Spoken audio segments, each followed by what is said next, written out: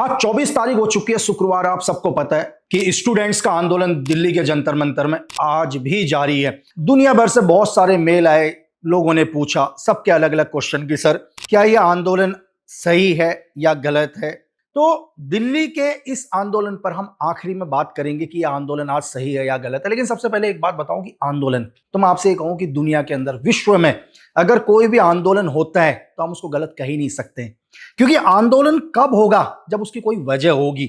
वजह से ही क्या होता है, दुनिया का कोई भी आंदोलन की शुरुआत होती है। मैं बात सिर्फ हिंदुस्तान की नहीं कर रहा हूं, मैं बात दिल्ली की ही नहीं कर रहा हूं, पूरे विश्व की बात कर रहा हूं कि जो पहला स्टेप होगा, कहीं ना कहीं तो अन्याय हुआ होगा, कहीं ना कहीं गलत हुआ होगा, तभी आंदोलन होता है। आप लोगों की मांग किसी व्यक्ति से नाराज, किसी समाज से नाराज, देश से नाराज, तो कुछ लोग क्या करते हैं, उसका विरोध करते हैं, यानी कि आंदोलन की शुरुआत होती है। तो जो शुरुआती स्टेप, जो पहला स्टेप होता है, पहला चरण होता है, वो दुनिया के किसी भी आंदोलन का हम कह ही नहीं सकते कि गलत होता है। लेकिन सेकंड स्टेप क्या होता है? क्या दुनिया के अंदर जो आंदोलन रखा गया है, क्या सेकंड स्टेप के अंदर भी मांग वही है या वो मांग हल्की सी चेंज हो चुकी है? कैसे? जैसे कुछ लोग आंदोलन रखते हैं, आज आप नीट का एक आंदोलन लगाओ जिसमें पूरे देश भर के लोगों को गुस्सा है, बिल्कुल गुस्सा होनी चाहिए, चाहे मैं इसको सही कहूं, गलत कहूं, या आपकी कोई भी राय हो, इसका मतलब गलत तो हुआ है, पेपर लीक हुए हैं, तो आंदोलन बिल्कुल सही है। लेकिन सेकंड स्टेप में क्या होता है, दुनिया के बहुत सारे लोग क्या करते हैं, इस आंदोलन को सपोर्ट करना शुरू करते हैं। और सपोर्ट करना चाहिए, हमेशा करना चाहिए। आप हमेशा अन्याय के खिलाफ, भ्रष्टाचार के खिलाफ आवाज उठाओ। तो दुनिया भर से लोगों ने क्या किया, बच्चों को सपोर्ट किया कि भाई आज ये किसी के बच्चे के साथ हुआ है, कल ये हमारे बच्चे के साथ भी हो सकता है। तो दुनिया भर से सपोर्ट मिलना स्टार्ट होता है। तीसरे चरण में क्या होता है, जब हम स्टार्टिंग से कह देते हैं कि नहीं, हम तो पॉलिटिकल के खिलाफ है, भ्रष्टाचार लोगों के खिलाफ है, तो प्लीज हमारा नफरत किससे? हमारी नफरत गवर्नमेंट से ही तो है, क्योंकि गवर्नमेंट में जो बैठे हुए लोग हैं, भ्रष्टाचार उन्होंने ही किया। तो तीसरे स्टेप के अंदर क्या होता है, देश के बहुत सारे पॉलिटिकल पार्टीज क्या होते हैं, जुड़ना शुरू करते हैं एक पार्टी को छोड़ के। हमेशा किस पार्टी को छोड़ के? जिस पार्टी के विरोध में आप लोग आंदोलन करते हो, वो पार्टी आपके साथ नहीं आती, लेकिन दुनिया भर से धीरे धीरे धीरे पार्टियां जुड़ना शुरू हो जाती हैं, सपोर्ट करना शुरू हो जाती हैं। बेशक उनका मकसद दुनिया के आपके आंदोलन के लिए नहीं होता, वो राजनीतिक फायदे के लिए आपसे जुड़ना शुरू करते हैं। बिल्कुल ठीक है, जुड़ना चाहिए। इस तीसरे चरण में भी बिल्कुल सही है, हम इसको गलत नहीं कर सकते हैं, क्योंकि देश के अपोजिशन पार्टी का लीडर है, सामाजिक कार्यकर्ताओं का फर्ज बनता है, उस हर व्यक्ति का फर्ज बनता है आंदोलन को सपोर्ट करना। तीसरे चरण तक भी क्या होता है, बिल्कुल सही होता है। जैसे आप चौथे स्टेप पर आ जाते हो, किसी भी आंदोलन के, हम नीट के ऊपर नहीं लेंगे, हर आंदोलन के चौथे स्टेप में क्या हो जाता है, बहुत सारे ऐसे लोग आना शुरू हो जाते हैं, अब राजनीति शुरू हो जाते हैं, आपके मुद्दे को हटा दिया जाता है, हजारों मुद्दे शुरू कर दिए जाते हैं, ये भी गलत था, वो भी गलत था, ये भी गलत था। अब यहां पर राजनीति होना शुरू हो जाते हैं। इसी में बहुत सारे असामाजिक तत्व ऐसे आते हैं जिनको पता होता है कि ये सही मंच है, इस मंच से क्या होगा, देश उनको सुनेगा। तो आप तो यार उनको अच्छी भावनाओं से बुलाते हो, मतलब जो भी व्यक्ति आंदोलन कर रहा है वो कभी नहीं चाहेगा कि उसका आंदोलन खराब हो। अगर मैं भी कल आंदोलन करूंगा, मैं भी कोई बात रखूंगा, तो मैं कभी नहीं चाहूंगा मेरा आंदोलन खराब हो। लेकिन मैं देखता हूं कि यार व्यक्ति मेरे सपोर्ट में आते हैं, बहुत फेमस लोग हैं, इनको लोग सुनते हैं, लेकिन अब वो क्या करते हैं, आपका मंच इस्तेमाल करके एंटी इंडिया बातें शुरू करते हैं, क्योंकि उनको लगता है कि कई टाइम से उनके अंदर जहर भरा हुआ है जिसको वो निकाल नहीं पा रहे हैं। आज उसको पता है कि इस स्टेज को क्या है, पूरी दुनिया सुन रही है, लेकिन वो एक पल के लिए ये भूल जाते हैं कि यार ये बच्चे इतने वक्त से, आज हम नीट के ऊपर एग्जांपल लेके देख रहे हैं कि इतने टाइम से बैठे हुए हैं लोग, अपने घरों से आए हुए हैं, लेकिन मैं इस तरह का जहर उगलूंगा किसी के धर्म को लेके, देश की आजादी को लेकर, इस बच्चों पर क्या फर्क पड़ेगा? उन्हें इससे कोई मतलब नहीं है भाई। वो 2-4 घंटे के लिए आते हैं, उसके बाद वो वापस चले जाएंगे, उसके बाद वो कभी नजर नहीं आएंगे। लेकिन उनके कहे हुए शब्दों से क्या होता है, जो वहां ईमानदारी से लोग बैठे हुए हैं उनको भुगतना पड़ता है, क्योंकि देश तो सब क्या बोलेगा, देश उसको नहीं बोलेगा, देश आपको बोलेगा, हमको बोलेगा कि तुम्हारे मंच में कैसे लोग आ रहे हैं। लेकिन मैंने कभी नहीं बोला कि यार आप आकर एंटी इंडिया बातें करो, आप हमारे देश को गालियां दो, आप हमारे देश की सेना को गालियां दो। इसी का क्या होता है, धीरे धीरे आंदोलन कमजोर होना शुरू होता है। ये हर आंदोलन का है यार, दुनिया के अंदर आंदोलन तब तक आंदोलन रहता है जब तक आपका जो पहला स्टार्टिंग का गोल है, आपकी मांग है, अगर वो मांग आखिरी वक्त तक नहीं बदलती तो दुनिया का सबसे सक्सेस आंदोलन होता है। लेकिन 99% केसेस में क्या हो जाता है, ये सब चीजें धीरे धीरे स्टेज 1, स्टेज 2, स्टेज 3, स्टेज 4 और 5 आते हुए क्या हो जाता है, सब कुछ खत्म हो जाता है। तो हम फिर आते हैं दिल्ली के जंतर मंतर पर। ये जो आंदोलन हो रहा है बिल्कुल सही हो रहा है या गलत हो रहा है? आंदोलन की जो वजह है, दुनिया का कोई भी व्यक्ति नहीं कह सकता कि आंदोलन की वजह बिल्कुल गलत है। आंदोलन की वजह 100% सही है। भ्रष्टाचार, अगर नीट के पेपर लीक हुए तो कहीं ना कहीं तो भ्रष्टाचार है ना यार। दुनिया का कोई भी आतंक शुरू होता है वो भी भ्रष्टाचार से ही होता है। दुनिया का कोई भी जंग जो होती है वो भी भ्रष्टाचार से ही होती है। तो ये नीट के पेपर भी क्या है, हमारा सिस्टम का एक बहुत बड़ा भ्रष्टाचार है। और इसमें जो भी लोग दोषी हैं, सबसे निचले वर्ग से लेकर सबसे पावरफुल में बैठे हुए चेयर पर, वो सब दोषी हैं। उनको कड़ी से कड़ी सजा मिलनी चाहिए। इसके लिए मैं बिल्कुल मना नहीं करूंगा, मैं बिल्कुल कहूंगा ये चीज होना चाहिए। अब लेकिन इस आंदोलन के पीछे बहुत सारे लोगों ने बोला कि यार ये आंदोलन बिल्कुल सही है, गलत, हम उसके ऊपर भी आते हैं। अब आपने देखा कि इतिहास में पहली बार, मैंने जब से देखा, मैं पहली बार देख रहा हूं कि देश के अंदर चर्च से बहुत सारी सिस्टर्स भी आ गई, बहुत सारे फादर भी आ गए सपोर्ट में, दुनिया भर के लोग आने शुरू हो गए। कितनी अच्छी बात है यार। मतलब आज हमारे देश के इतने लोग जुड़ गए, लेकिन क्या सच में ये जो जुड़े हैं या इस मूवमेंट का फायदा उठाना चाहते हैं, या इस आंदोलन के जरिए ये किसी और चीज को दबाना चाहते हैं? ये देश के लोगों को समझना चाहिए। अब आपको मैं थोड़ा समझाने की कोशिश करता हूं। दुनिया के अंदर क्या होता है, कोई भी आंदोलन करने के लिए सबसे इंपॉर्टेंट चीज होती है पैसा, फंड। ये मैं मान ही नहीं सकता कि धरती का कोई भी आंदोलन भूखे पेट किया जा सकता है। दुनिया का कोई भी आतंकवादी हमला बिना पैसे के किया जा सकता है। दुनिया का कोई भी अर्जाकता, जो बोलते हैं ना हम लोग, प्रोपेगेंडा, वो बिना पैसों के नहीं करी जा सकती। तो फंड बहुत इंपॉर्टेंट है। तो एक तरफ ये आंदोलन, दूसरी तरफ क्या है जो शायद आम लोगों को नहीं पता, बहुत सारे हिंदुस्तानियों को नहीं पता, कि देश के अंदर FCRA कानून के अंदर संशोधन किया जा रहा है। ये बहुत बड़ी वजह है। अब लोग बोलेंगे यार ये FCRA कानून और ये नीट का पेपर, ये देश के अंदर आंदोलन, और बहुत सारे लोग, यहाँ तक कि चर्च के फादर सिस्टर सब यहाँ पर आ गए। बहुत टाइम से संसद के अंदर संसद नहीं चलने दिया जा रहा है। तो ये FCRA क्या बल है? देखो, सब आपको मैं बहुत आसान भाषा में समझाने की कोशिश करता हूँ कि दुनिया के अंदर क्या होता है, बहुत सारे NGO बने। NGO हमेशा समाज सुधार के लिए बनाए जाते हैं। बहुत अच्छी बात है यार, NGO अच्छा काम करती हैं, उन बच्चों को शिक्षा देती हैं, हॉस्पिटल्स बनाती हैं, उन सभी लोगों की मदद करने की कोशिश करती हैं जिन लोगों को सच में मदद की जरूरत है। इसके लिए क्या है, दुनिया भर के अंदर NGO बनाए जाते हैं, ठीक है। लेकिन आपको पता है उन NGO में पैसा कहाँ से आता है?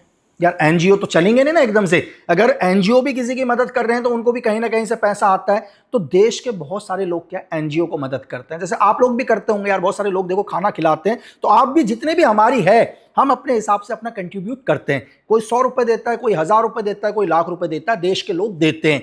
लेकिन क्या है, इन्हीं NGO के अंदर दुनिया के अलग अलग देशों से भी पैसा आता है। तो इसी के लिए क्या है, FCRA कानून। क्या वो पैसा जो आ रहा है सच में लोगों की भलाई के लिए आ रहा है? क्या सच में इस पैसे का इस्तेमाल बच्चों की मदद करी जा रही है, भूखों को खाना खिलाया जा रहा है, हॉस्पिटल्स बनाए जा रहे हैं, लोगों को घर बनाकर दिए जा रहे हैं, उस हर व्यक्ति की मदद करी जा रही है जिसको सच में ग्राउंड में जरूरत है? तो इस चीज का पूरा ध्यान रखने के लिए एक कानून है FCRA। मतलब विदेश से जो पैसा आ रहा है वो कौन दे रहा है, कहां से आ रहा है? अब आप बोलोगे यार कि पैसा तो कोई भी दे रहा हो, इससे सरकार को क्या मतलब? बिल्कुल सही बात है यार, भाई पैसा दे रहा है तो सरकार को क्या मतलब है? कम से कम भलाई के लिए तो दे रहा है। ये तो सवाल मेरा भी होना चाहिए, मुझे भी गुस्सा आना चाहिए इस चीज में। चलो एक छोटा सा एग्जांपल, हमारे देश के बहुत सारे बच्चे, इन्हीं नीट के बच्चे या देश का कोई भी बच्चा, एक पल के लिए एक बच्चा ये सोचो कि आज आपको कोई भी व्यक्ति मदद करता है। बहुत सारे होते हैं, किसी ने आपको कोई मोबाइल गिफ्ट कर दिया, किसी ने आपको पैसों से मदद कर दी, किसी ने कपड़े से मदद कर दी। जैसे आप अपने घर में जाओगे तो आपके मम्मी पापा या घर के जो भी बड़े लोग, पहला क्वेश्चन पूछेंगे कि बेटा ये मोबाइल तुझे किसने दिया? बोलेंगे बेटा ये पैसे तुझे किसने दिए? ये तेरे पास जो नए कपड़े आए हैं तुझे किसने दिए? ये हर परिवार, हिंदुस्तान के हर परिवार का सवाल होगा अपने बच्चे से। क्यों? क्योंकि उनके माँ बाप को ये जानने का पूरा अधिकार है कि मेरे बच्चे को अगर आज किसी ने मोबाइल गिफ्ट कर दिया तो वो व्यक्ति कौन है जिसने मेरे बच्चे को मोबाइल गिफ्ट किया है? इस मोबाइल गिफ्ट करने के पीछे उस व्यक्ति की क्या वजह है? क्या वो व्यक्ति सच में अच्छा है, उसने सच में मेरे बच्चे की मदद करी है, या मेरे बच्चे का वो इस्तेमाल करने वाला है भविष्य में? ये हर परिवार का होता है ना यार, सबका ही होगा। तो अब हम देश को ले लेते हैं, देश भी हमारा एक परिवार है। तो ऐसे ही क्या है, जब देश के अंदर बाहर से पैसा आता है NGO के अंदर, तो हमारी देश ये देखती है कि जिस NGO में पैसा आया है वो पैसा देने वाला व्यक्ति कौन है, जिस विदेशी कंपनी से ये पैसा आया या विदेशी आदमी ने ये फंड की मदद करी है, वो सच में व्यक्ति कौन है। आप एक पल के लिए सोचकर देखो, एक पल के लिए, उदाहरण के लिए अगर ये सोचो कि किसी एनजीओ को ISIS फंड देता है, तो इसका मतलब फंड तो बिल्कुल गलत ही होगा ना यार। उस फंड का अच्छे कामों के लिए तो यूज नहीं होगा। तो सरकार का अधिकार होता है ये जानना कि पैसा कहां से आ रहा है और क्यों दिया जा रहा है। और दूसरी चीज, एनजीओ की आड़ में क्या होता है, एनजीओ में जितना भी पैसा आता है, मैं हर एनजीओ की बात नहीं करूंगा तो प्लीज गुस्सा मत होना, तो कुछ एनजीओ क्या होते हैं 50% पैसा तो सिर्फ अपने लेविश स्टाइल, 5 स्टार होटल में रहना, विदेश यात्रा करना, अपनी लाइफ को बहुत लविश तरीके से जीना, उसके लिए यूज करते हैं। बाकी बच्चा 50% में से 40% ये पैसा यूज होता है एंटी इंडिया प्रोग्राम्स के अंदर, किसी बच्चे के हाथ में पत्थर पकड़ा देना, किसी को टेरर फंडिंग करना, और बाकी जो 10% होता है वो मुश्किल से उन लोगों को मिल पाता है जिन्हें सच में जरूरत है। तो इन सब चीजों पर नजर रखने के लिए जो FCRA कानून बनाया है, इसमें एक संशोधन होना है। बात समझ रहे हैं?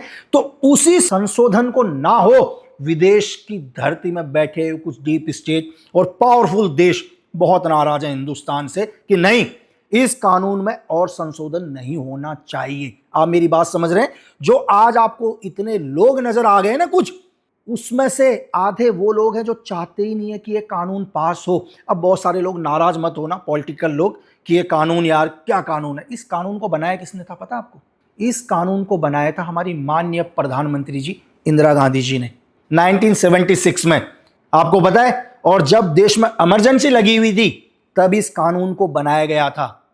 इंदिरा गांधी जी ने जब इस कानून को बनाया तो उन्हें एनालाइज हुआ पूरा का पूरा कि इस देश के अंदर बहुत सारे विदेशी लोग हैं, डीप स्टेट हैं, दुनिया भर के वो पावरफुल देश हैं जो हमारे देश को पैसा दे रहे हैं, एनजीओ को, देश में एक गृह युद्ध करने के लिए, देश के अंदर आतंकवाद फैलाने के लिए। तो कानून उन्होंने बनाया था। तो हर कानून के अंदर क्या होता है, संशोधन होते हैं। जैसे आप मोबाइल को अपग्रेड करते हो तो वैसे ही कानून भी धीरे धीरे समय के अनुसार क्या होता है, अपग्रेड। लेकिन हमारे बहुत सारे पॉलिटिकल पार्टीज ऐसे हैं जो चाहते ही नहीं है कि इस सत्र के अंदर यह कानून पास हो जाए, संसद नहीं चलने देंगे। बात समझ लो, संसद में बात ही नहीं होने देंगे तो कानून कैसे पास होगा। तो आपको मैंने छोटा सा इस कानून के बारे में समझाने की कोशिश करी। और आज आप देखो पूरे देश के अंदर आपको हर सोशल मीडिया में एक ही खबर सुनाई दे रही होगी कि जंतर मंतर देश के अंदर बच्चों के ऊपर लाठी चार्ज, पुलिस के ऊपर लाठी चार्ज, पथराव। लेकिन क्या है, आपने कभी सोचा कि जब ये सब चीजें देश में चल रही हैं तो इस देश में हर व्यक्ति देश के लिए भी काम कर रहा है। मैं 22 तारीख की घटना देता हूं। एक 22 तारीख को हमारे देश में क्या है, जम्मू कश्मीर अनंतनाग में एक हमला किया TRF ने। यह LET का एक फ्रंट है, मतलब लश्कर तोयबा का एक आतंकवादी संगठन जो फ्रंट पर रहकर काम करता है। पता आपको, उसमें एक हमारे हेड कांस्टेबल शहीद आशिक हुसैन कुरैशी मारे गए, अपना सर्वोच्च बलिदान दे दिया। अभी 22 तारीख को यार, आज 24 तारीख है। इस खबर को ना मैं किसी सोशल मीडिया में देख रहा हूं, ना कहीं नहीं देख रहा हूं। क्यों? क्योंकि हेड कांस्टेबल आशिक हुसैन कुरैशी ने अपना सर्वोच्च बलिदान दे दिया। और जो दुनिया भर के आज बॉट अकाउंट चल रहे हैं ना, अभी अभी पकड़े हैं, आप देखना, हमारी special forces, police forces, NIA ने दुनिया भर के पाकिस्तान के सोशल मीडिया पकड़े हैं जो दुनिया भर का प्रोपोगंडा फैला रहे हैं। आर्मी की ड्रेस पहनी है, मुंह में कपड़ा बांधा हुआ है, बोला हम स्टूडेंट तुम्हारे साथ हैं, स्टूडेंट तुम्हारे साथ हैं। सारे के सारे बॉट अकाउंट कहां से चल रहे हैं? पाकिस्तान से चल रहे हैं। अभी बहुत सारे ट्रैक हुए हैं, धीरे धीरे और ट्रैक होंगे, लेकिन वो ये नहीं बताएंगे इस देश के बच्चों को कि आपके देश में हेड कांस्टेबल आशिक हुसैन कुरैशी ने अपना सर्वोच्च बलिदान दे दिया। पता है क्यों? ताकि आपको यह ना लगे कि आशिक हुसैन कुरैशी इस देश के हीरो हैं। आपके दिमाग में तो उन्होंने नफरत फैलानी है। इन्होंने क्या नफरत फैलानी है?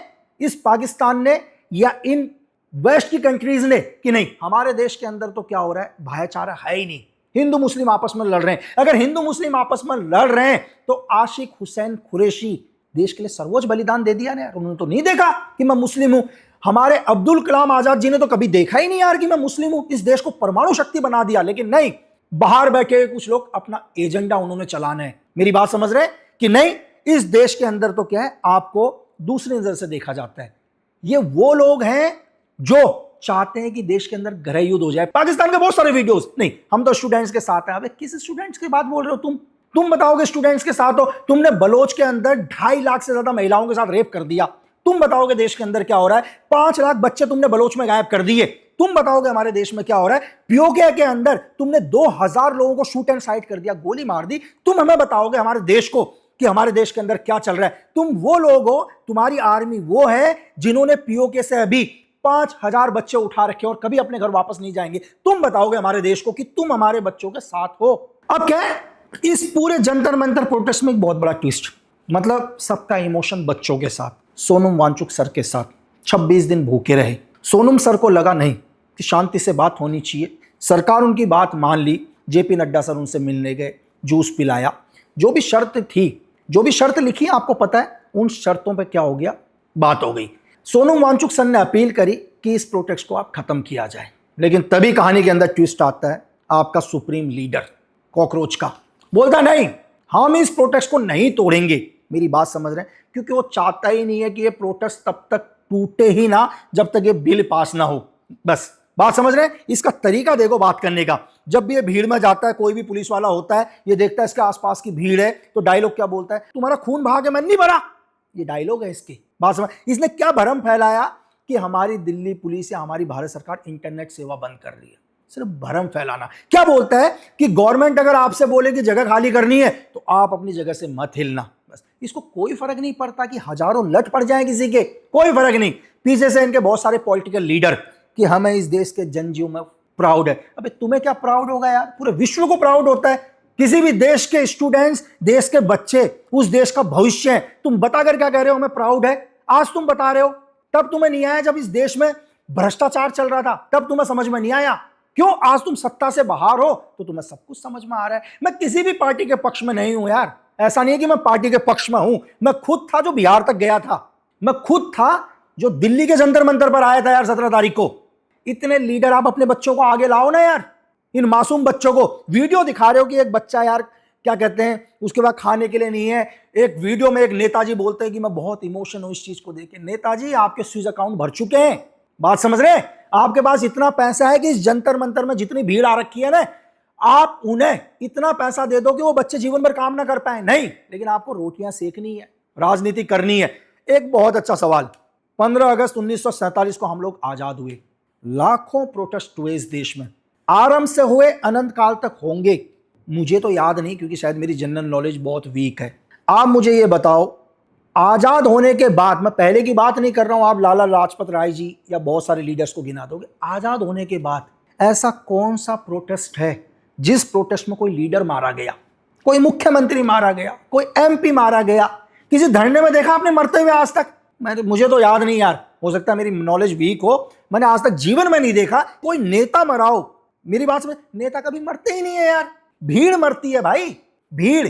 कभी कोई नेता नहीं मरा होगा और आगे भी कभी कोई नेता नहीं मरेगा, ध्यान रखना। ये क्या करते हैं? बोलते हैं हम तुम्हारे साथ हैं, एक लठ तुम्हें नहीं खाने देंगे, लेकिन वहां कोई नजर नहीं आएगा, लाशें बिछ जाएंगी यार। और कुछ दिन के बाद क्या होता है? ये सत्ता में आ जाते हैं। ये तो चलता रहता है यार, ये कल सत्ता में रहेंगे, वो सत्ता में नहीं रहेंगे, ये जीवन भर चलता रहेगा। आप और हम जैसे लोग हमेशा पिसते रहते हैं। ये स्टार्टिंग से था और अंत तक ये चलता रहेगा। एक चीज और कहना चाहूंगा, पता, मैं हिंदुस्तान में पहली बार देख रहा हूं कि जो प्रेजेंट गवर्नमेंट है वो भी कह रही है हम भी विरोध करेंगे। भाई आप तो प्रेजेंट गवर्नमेंट हो, आप क्यों विरोध करोगे यार? चलो अब आप देख रहे हैं, बात सुनो। बात थी नीट के बच्चों के मुद्दे की बात, उनके साथ पहले लोग जुड़े, लोग के बाद कुछ पॉलिटिकल लोग जुड़े। अब यहां से कुछ एक संगठन है वो बोलते हैं कि नहीं हम इनके विरोध में आएंगे। तो ये भी मैं पहली बार देख रहा हूं देश के अंदर की एक तरफ तो पूरे अपोजिशन के लोग जुड़े हुए हैं, दूसरी तरफ प्रेजेंट गवर्नमेंट के जितने भी संगठन है वो बोलते हैं कि हम भी जुड़ेंगे। तो ये जो ये मुद्दा है ये पूरी तरह से एक राजनीतिक मुद्दा ले चुका है यार। और हम ज्यादा राजनीति के ऊपर बात नहीं करेंगे यार, क्योंकि देखो कल कुछ लोग कह रहे हैं कि पंजाब में भी पेपर लीक हो गया। नहीं, देखो हमारे को पंजाब, दिल्ली, भारत हमारे लिए सब एक है। हम इसमें राजनीति में पढ़ेंगे ही नहीं कि पंजाब में आपकी गवर्नमेंट है, दूसरा है। नहीं, पेपर लीक हुआ है, चाहे कहीं भी लीक हुआ हो, लीक हुआ है तो लीक हुआ है, वो अपराध है, राजनीति नहीं करना। दूसरी चीज आ जाते हैं, इसको मैं खत्म करूंगा, आपको एक किस्सा सुनाता हूं मेरा 2010 का किस्सा, शायद 10 या 9 का है, मुझे एग्जैक्ट डेट नहीं पता। तो मुझे लगा कि ये खत्म करते करते मैं मेरे साथ आपके साथ एक कहानी शेयर करूं, एक किस्सा शेयर करूं। क्या हुआ 2009 या 10 में, मुझे एग्जैक्ट, मैंने 10 और 9 का एग्जैक्ट मुझे याद नहीं। मैं चंद्रबाबू नायडू का बॉडीगार्ड हुआ करता था। उस टाइम आंध्र प्रदेश एक ही था। तो चंद्रबाबू नायडू तेलुगु देशम पार्टी के क्या थे, लीडर थे। और उस टाइम शायद के किरण कुमार रेड्डी, ऐसे कुछ यार, एक्चुअल नाम में थोड़ा दिक्कत है, वहां पर लीडर थे, वहां के मुख्यमंत्री थे। तो आप सबको बताया उस टाइम एक चल रहा था कि तेलंगाना अलग करो और आंध्र प्रदेश अलग करो, बहुत मूवमेंट चल रहा था। तो उसी में क्या हुआ, चंद्रबाबू नायडू सर बेलगांव, महाराष्ट्र और कर्नाटक में बॉर्डर, एक नदी का मैटर चल रहा था, इनका विवाद चल रहा था, वहां चले गए। अपने लगभग 115-20 के आसपास एमपी और एमएलए मिला के इनकी टीडीपी के, तो मैं उनका बॉडीगार्ड था, मैं भी गया यार। हम लोग एक इंजीनियरिंग कॉलेज में रुके, मतलब जगह प्रोवाइड करवा दी थी सर को। तो 1 दिन हो गया, 2 दिन हो गया, 3 दिन हो गया, डीएम सर के ऑर्डर आए कि इस जगह को खाली करवाया जाए, क्योंकि बच्चों के क्या हो रहा है, मतलब बच्चों की पढ़ाई में प्रॉब्लम हो रही है यार, बच्चे पढ़ने, अब इंजीनियरिंग कॉलेज में सारे नेता भरे हैं तो बच्चे कहां से पढ़ेंगे। तो सर ने बोला, डीएम सर ने, कि इनको दूसरी जगह शिफ्ट करा जाए। इस बात को बहस को 3 दिन हो गए। इस कहानी का आपको बहुत अच्छा सीख मिलेगा लास्ट में, ये मैं क्यों बता रहा हूं। और कभी आप में से किसी पत्रकार को चंद्रबाबू नायडू सर से ये पूछने का मौका मिले तो पूछना जरूर। शायद इतिहास में ये घटना किसी को नहीं पता, बहुत कम लोगों को पता है, जो वहां पर थे उन्हीं को पता है। तो जब 3 दिन हुए तो क्या हुआ, हर बार पुलिस रिक्वेस्ट कर रही थी कि सर आप प्लीज इस जगह को छोड़ दीजिए, हम आपको दूसरी जगह प्रोवाइड कर रहे थे। लेकिन यार आपको पता है, नेता यार 2 बारी के मुख्यमंत्री पहले रहे हुए हैं चंद्रबाबू नायडू सर, और साथ में उनके 115 या 20 एमपी और एमएलए हैं साथ में, बताने की जरूरत नहीं है आपको। तो क्या हुआ, चौथे दिन की बात है, एक IG sir, inspector of general Maharashtra police, उनकी उम्र होगी यार कम से कम 52-53 साल के आसपास, वो आया और उन्होंने बहुत रिस्पेक्टफुली बात करी नेताओं से कि प्लीज आप इस जगह को खाली करिए, हम आपको दूसरी जगह प्रोवाइड कर रहे हैं, और आपके लिए वोल्वो बस भी लग चुकी है पहले, क्योंकि बस गाड़ियों का भी विवाद चल रहा था कि हम इस गाड़ी में नहीं जाएंगे, उसमें नहीं जाएंगे। तो क्या हुआ, एक एमपी थे बहुत हट्टे कट्टे से, उनसे बहस हो गई आईजी साहब की, तू मैं। एमपी सर ने क्या किया, आईजी सर को दे धक्का दिया और वो आईजी सर गिर गए। हमारे आंखों के सामने की बात है। आईजी सर जैसी जमीन में गिरे, वो चुपचाप खड़े हुए और वो चले गए। 1 घंटे के बाद हम क्या देखते हैं, 20 या 25 पुलिस की गाड़ियां आई। और आप नेम प्लेट के लिए मत बोलना, वहां नेम प्लेट किसी भी पुलिस वाले के इसलिए नहीं थे, सब ट्रेनिंग सेंटर के लड़के थे, सबने नेक्कर पहना हुआ था और बनियान डाली हुई थी, लेकिन सबके हाथ में 6-6 फुट के लठ थे सबके। और पता क्या हुआ, जितने एमएलए और एमपी थे, भगवान की कसम टीडीपी के, ऐसा कोई एमपी या एमएलए नहीं होगा जिसके पीछे 100 से 150 लठ नहीं पड़े। सिर्फ एक चंद्रबाबू नायडू सर थे जिनको टच नहीं होने दिया, क्योंकि वो एनएसजी कवर में थे। ठीक है, हमको बोला महाराष्ट्र पुलिस ने कि आप सर को लेके जाइए, हम आए, हम सर को लेके चले गए। मैं आपसे क्या कहना चाह रहा हूं, इसकी एक सीख क्या है कहानी की। पुलिस के ऊपर पथराव होता है, पुलिस पर पत्थर चलते हैं, सीआरपीएफ को भी मारा, सीआरपीएफ ने भी मारा, लेकिन क्या है, जो आईजी इंस्पेक्टर ऑफ जनरल थे ना, उनके कंधे में आईपीएस लगा हुआ था। क्या आपने कभी सुना है कि किसी आईपीएस के ऊपर हमला होता है? नहीं होता। बहुत बड़े समझदार आदमी हो, क्योंकि वो बहुत पावरफुल लोग हैं यार। हमेशा नीचे के लोग पीसते हैं, आपके और हमारे जैसे जो रोडों पर खड़े हैं, आप उनके ऊपर लाठी चार्ज कर देते हो, उनके ऊपर पथराव कर देते हो। एक आईपीएस के ऊपर कभी भी आप, मैं ये नहीं कहूंगा कि आप ऐसा करो, लेकिन कभी भविष्य के अंदर ऐसा हो कि आपका कोई पत्थर या कोई हाथ किसी आईपीएस पर उठाओ, तो जितनी गलतफहमी आज तक आपने इस देश में पाली है ना, वो सब दूर हो जाएंगी यार। तो ये है इस देश के अंदर दोहरा रवैया। तो मैं हमेशा आपसे अंत में यही कहूंगा कि प्लीज प्रोपेगेंडाओं में मत आओ, हमेशा देश के साथ खड़े रहो, क्योंकि कल ही आप इस देश का भविष्य हो यार, और ये देश आपने ही संभालना है। और हमेशा देश हित में बात करो, क्योंकि देश प्रेम से बड़ा कोई धर्म नहीं।